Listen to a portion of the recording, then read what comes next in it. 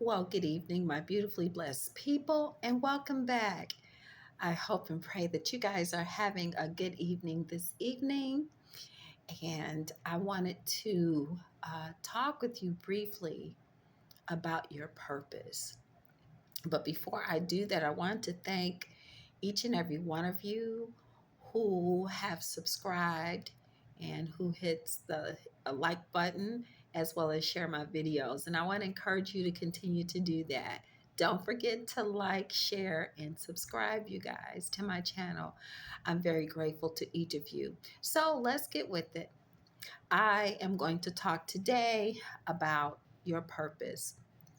And there's many of you who still have not fulfilled your purpose. And a lot of that has to do with timing. A lot of that also has to do with God's plan for you. But for many of you, it's because you have not let go of some of those people who are bad for you in your lives. And it is important. And many of you are still holding on to these people, right?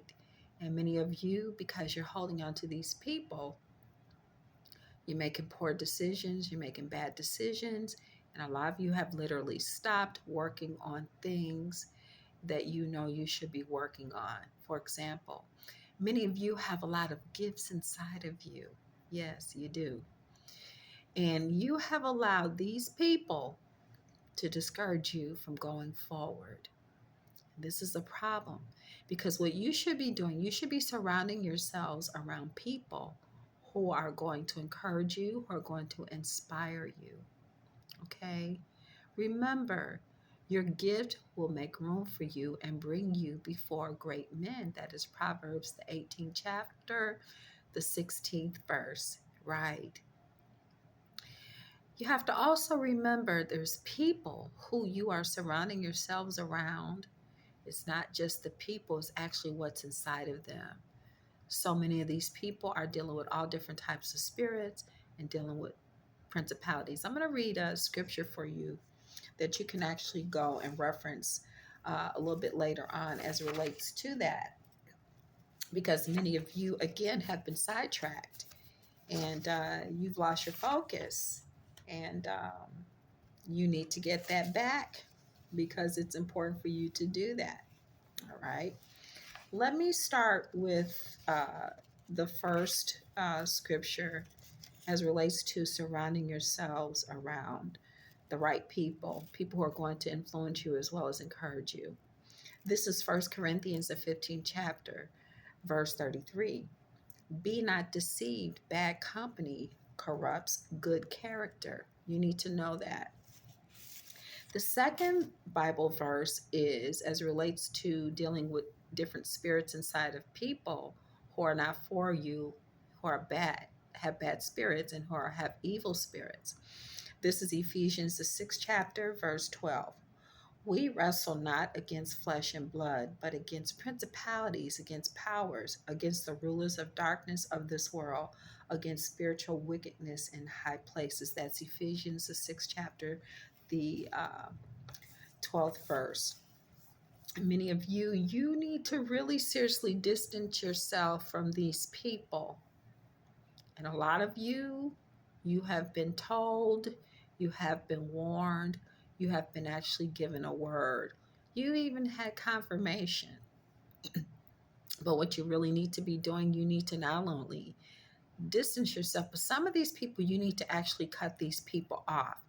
The reason is because where you're going, where God has set a place for you to go to, these people cannot go with you.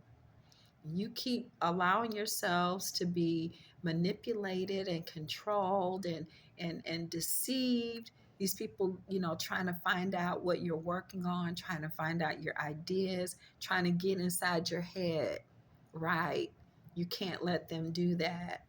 Can't let them do that, which is why you need to pray. You need to pray. You need to ask God to give you direction, guidance, as well as discernment. The reason why discernment is such a beautiful gift and such a powerful gift from God is because it gives you a grasp as to what is obscure, right? That is a very powerful gift. And many of you have allowed yourselves to be beaten down by these people and not even realizing that they're doing it on purpose. Anytime anybody is working that hard against you, you need to understand why. That lets you know who you really are. There's many of you who have a great deal of value inside of you, and you, for some reason, just can't seem to let go of these things and these people that are holding you back.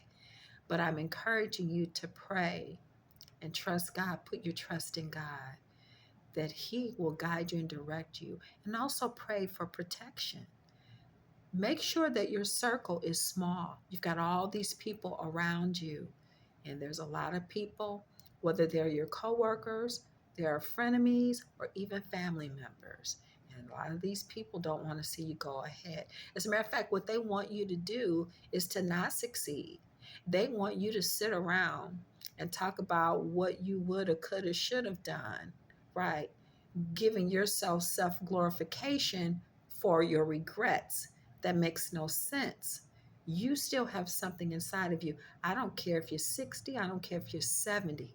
It doesn't matter. You have something inside of you that God has placed inside of you, and that makes you invaluable. Your gift is invaluable. It will make room for you and bring you before great men. I've made some notes here, and I want you to be aware of a couple of things. First thing is, how do you weed out these people? You weed out these people by doing this. The projects that you're working on, don't talk about them. Say, hey, listen, I can't talk about it right now. I'm working on something. If they continue to press you, or if they get an attitude, or they get angry with you, that lets you know right there, that's what you're dealing with. And you need to distance yourself from those type of people. The second thing is, if you decide that you are too busy working on your project, you want to go around them, and they're still trying to find out what that project is. Again, these people are pressing you. You need to understand. You need to be real mindful and watchful and observant and prayerful. The reason why you need to do that is because, again, you have a purpose. You have a purpose that God has for you to fulfill, the purpose that He has for you, so that He can get the glory. There are going to be people coming in your future. I don't know when. I just know, I just feel compelled to tell you, there are going to be people coming to you in your future. Some of you in the near future. They're not going to have anything to do with the gifts that you're doing. But guess what? They're going to lead you to where you need to be, and it's going to happen unexpectedly. Right. This is how you know this is good. This is the Lord working in your life. All right. Something else I wanted to uh, bring to your attention as it relates to why you need to distance yourself and to understand the reason why and what your purpose is.